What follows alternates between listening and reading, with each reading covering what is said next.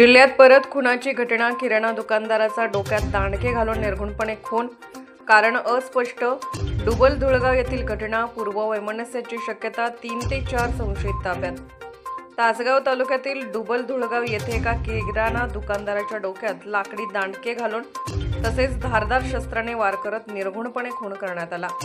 बुधवारी दुपारी 3 ते 4च्या दरम्यान ही घटना घडली आहे। खुनाचे कारण अद्याप अस्पष्ट असून पूर्व वैमनस्यातून हा खून झाल्याचा पोलिसांचा प्राथमिक अंदाज आहे। दरम्यान या प्रकरणी एलसीबीने 3 ते 4 संशयितांना ताब्यात घेतल्याचे समजते आहे।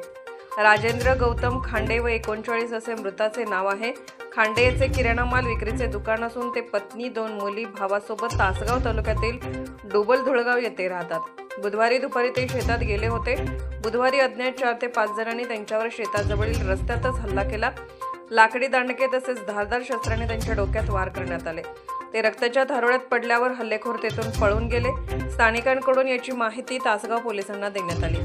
त्यानंतर तातडीने पोलीस अधीक्षक संदीप घुगे, तासगावचे उपअधीक्षक अशोक भुवड, एलसीबीचे वरिष्ठ निरीक्षक सतीश शिंदे, तासगावचे प्रभारी पोलीस निरीक्षक संग्राम शेवाळे यांनी फौजफाट्यासह घटनास्थळी धाव घेतली। घटनास्थळाचा पंचनामा करून मृतदेह उत्तरीय तपासणीसाठी हलवण्यात आला। खुनाचे नेमके कारण अद्याप स्पष्ट झाले नाही, मात्र पूर्व वैमनस्यातून हा खून झाल्याचा पोलिसांचा प्राथमिक अंदाज आहे। दरम्यान एलसीबीने 4 ते 5 जणांना चौकशीसाठी ताब्यात घेतले असून लवकरच या खुनाचे कारण स्पष्ट होण्याची शक्यता आहे।